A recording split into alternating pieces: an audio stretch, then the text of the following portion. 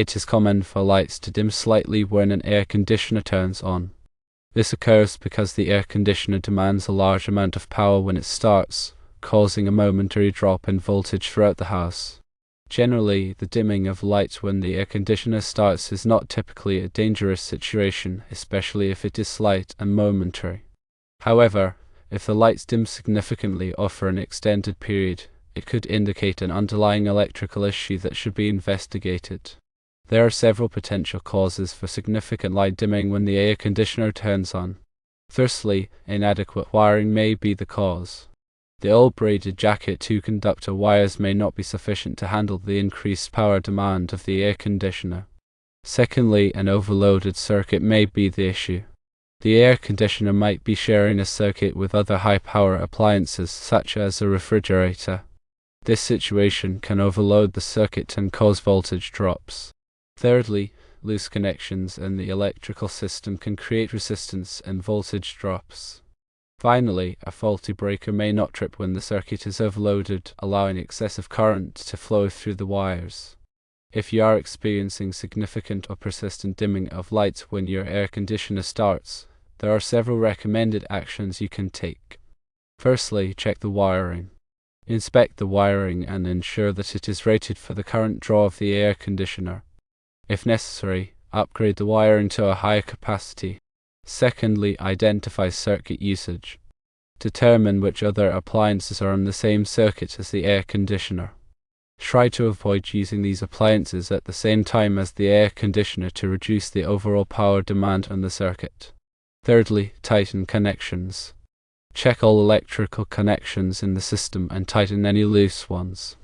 Consider an electrical inspection. If the dimming is significant or persistent, it is recommended to contact a qualified electrician to perform a thorough electrical inspection and identify any potential hazards. When inspecting wiring, it is important to look for signs of damage, such as cracks, fraying, or discoloration. These can indicate that the wiring is deteriorating and needs to be replaced. Also, ensure that the wiring is properly sized for the circuit it is serving. Undersized wiring can overheat and cause a fire. To determine the correct wire size, consult the National Electrical Code, NEC, Table 310.15b16.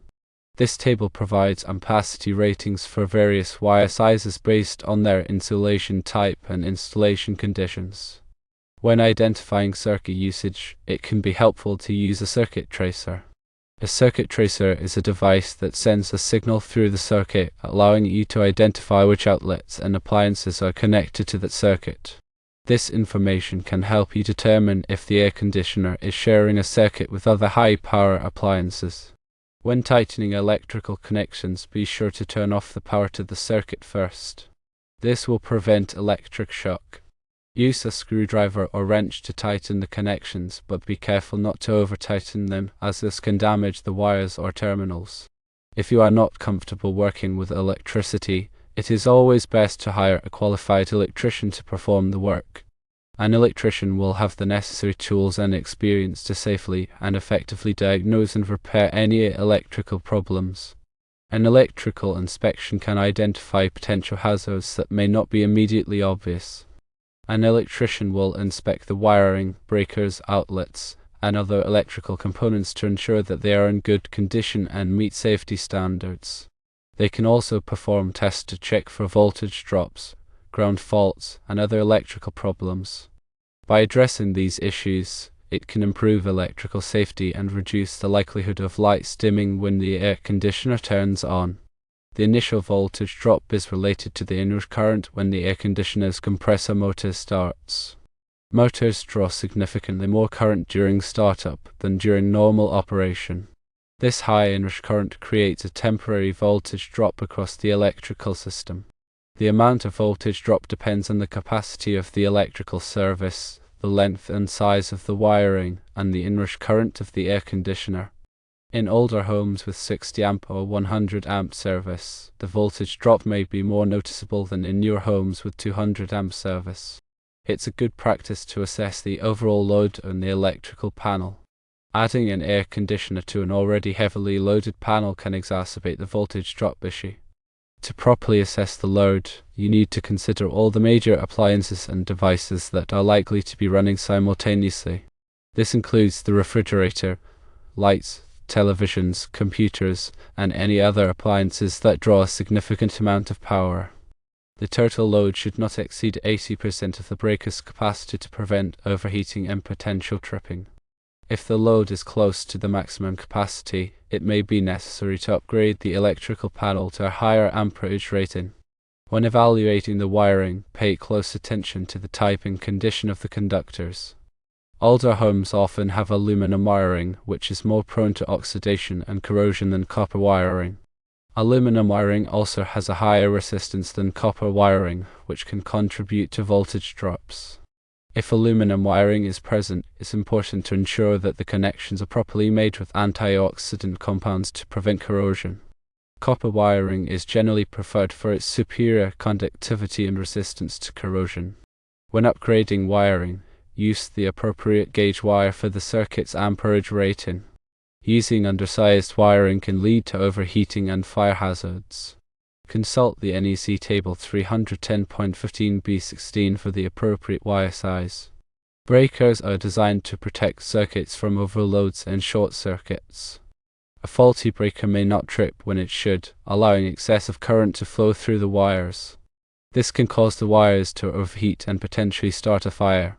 If you suspect that a breaker is faulty, it should be replaced immediately. Breakers should also be tested periodically to ensure that they are functioning properly. An electrician can use a breaker tester to verify that the breakers are tripping at the correct amperage rating. Loose connections can create resistance in the electrical system, which can lead to voltage drops and overheating. Check all the connections at the breaker panel, outlets, switches, and light fixtures. Make sure the wires are securely connected to the terminals and that there are no signs of corrosion. Loose connections can also cause flickering lights and other electrical problems. If you find any loose connections, tighten them carefully with a screwdriver or wrench. However, be careful not to over-tighten the connections, as this can damage the wires or terminals. Consider installing dedicated circuits for high-power appliances, such as the air conditioner and refrigerator. A dedicated circuit is a circuit that serves only one appliance. This can help to reduce the load on other circuits and prevent voltage drops. A dedicated circuit typically requires running a new wire from the breaker panel to the appliance. The wire should be sized appropriately for the appliance's amperage rating. The NEC provides guidelines for determining the appropriate wire size for dedicated circuits. Also, ground the electrical system properly. Grounding provides a path for fault current to flow back to the breaker panel, which helps to protect against electric shock. Ensure that all outlets, switches, and appliances are properly grounded. The grounding system should be inspected periodically to ensure that it is functioning properly. An electrician can perform a ground resistance test to verify that the grounding system is effective. The air conditioner's energy efficiency is another factor to consider. Older air conditioners tend to be less energy efficient than newer models. An inefficient air conditioner will draw more power, which can exacerbate voltage drop problems. Consider replacing an old, inefficient air conditioner with a newer, energy-efficient model. Energy-efficient air conditioners use less power and can save on energy bills. The Seasonal Energy Efficiency Ratio, or SEER, rating is a measure of an air conditioner's energy efficiency. Look for air conditioners with high SEER ratings to maximize energy savings. Also, ensure the air conditioner is properly sized for the space it is cooling. An oversized air conditioner will cycle on and off frequently, which can also cause voltage drops. A properly sized air conditioner will run more consistently and provide more even cooling. A qualified HVAC technician can help you determine the appropriate size air conditioner for your home. Consider using a surge protector to protect sensitive electronic equipment from voltage fluctuations. Surge protectors can help to prevent damage to computers, televisions, and other electronic devices caused by voltage spikes and dips. Surge protectors are available in various forms, including power strips and whole-house surge protectors.